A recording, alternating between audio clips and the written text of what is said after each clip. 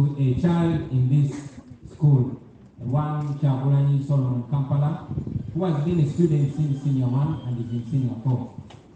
I am not an OB of this school, but my grandfather is an OB and my father is an OB of this school.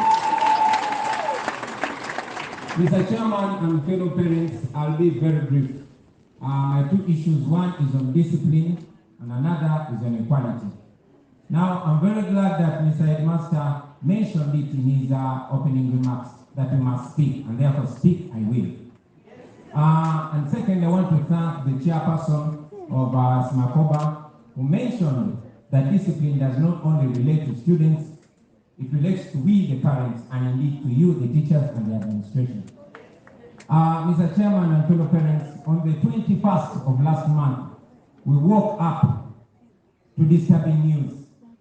The headline was, SMAC suspends Bobi Wine's son over drug abuse, confirms Headmaster. Now this was in Nile Post, it was in Galaxy News, it was in Spire News, it was even in Daily Monitor. And they were quoting you, Mr. Headmaster, having given an interview to the extent that my son was caught with drugs in the school. As a parent, it was very depressing, and I believe to fellow parents, it was very disturbing. I thought, much as I have access to the media, I thought the moral thing to do was to raise this issue on this platform because this is the ideal platform to raise it. I will mention that for all the years my child has been a student here, I have never attended or even addressed the AGM because I was always politely requested not to attend in order not to cause what they call unnecessary attention. I saw it important because like every other parent, I love my child and I want to protect my child, even protect him from himself.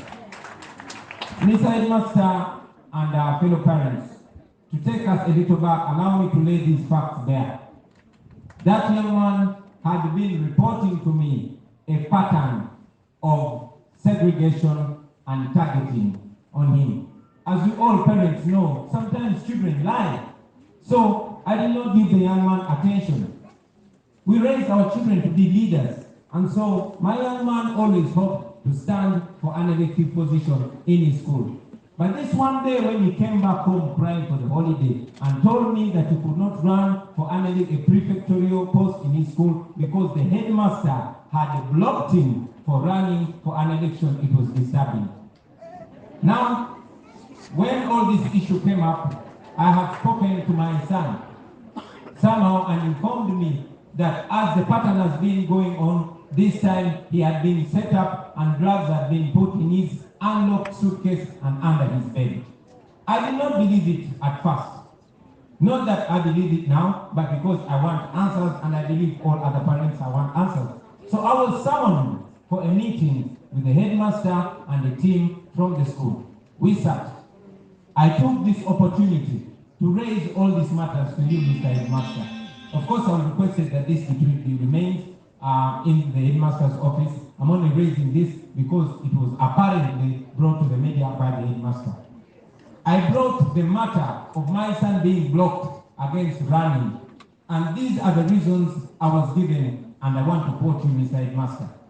The first reason, Mr. Headmaster, you told me that for a child to be a leader in this school, a child must be an A student, not an average student like my son.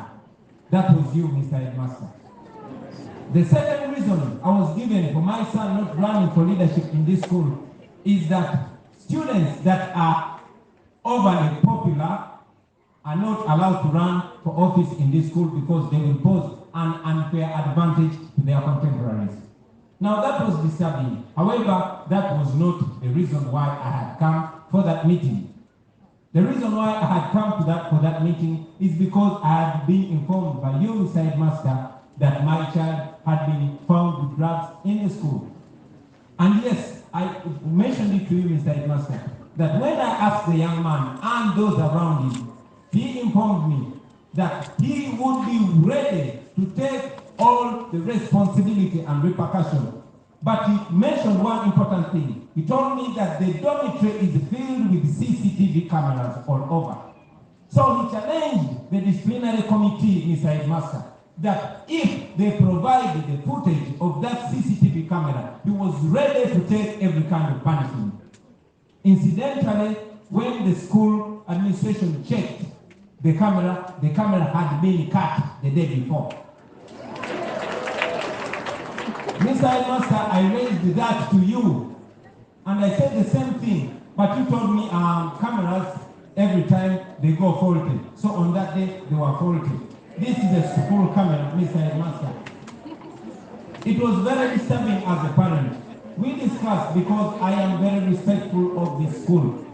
This school that I didn't get opportunity to study in, I wanted my son to study in with a comfortable state of mind.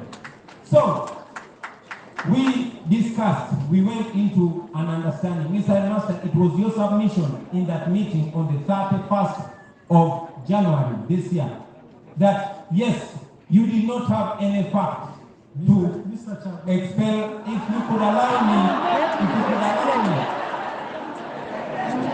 it was your submission, Mr. Headmaster, in my presence, in the presence of my wife, and in the presence of one of the school lawyers and yourself and the deputy headmaster, that indeed you did not have any fact that that boy was not being set up.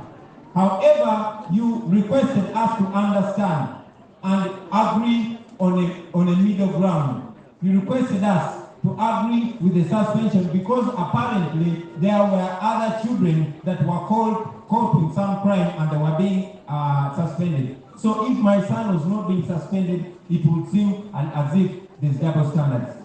So you requested us to agree to a suspension, even when there was no core fact. I insisted, but my wife convinced me.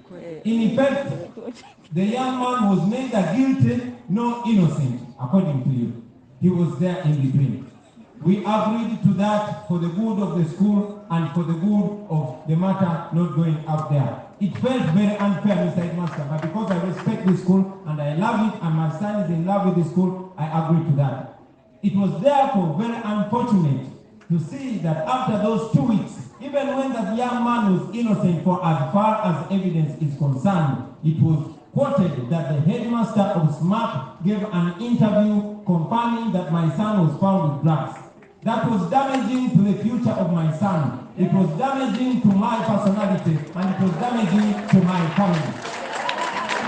These are my questions, Mr. Headmaster and fellow parents.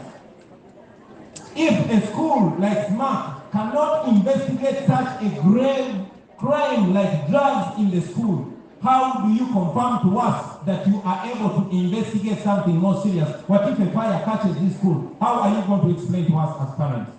Number two, if a young man can be hounded and taunted by a headmaster because there are reports of constant taunting from the headmaster on assembly, in chapel, and personally, and a few teachers and parents can attest to that. I will also mention that some teachers were apparently expelled for being close to that young man. I am informed that my son is psychologically tortured because many of the teachers fear to be seen near him for fear of the wrath of the headmaster. So, my question, Mr. Headmaster and fellow parents, is where is a parent supposed to raise these matters? We agreed with you, Mr. Headmaster, not to raise these matters in the media because it would be immoral of us. I brought my son here because this is a church-based school. I am a Catholic. Like I mentioned, my grandfather and my father was here, and it's my pride that my son is here. We want answers on my behalf and answers of the many disturbed parents that saw this. And if so, it will be only moral to get an apology from you, Mr. Headmaster. I thank you.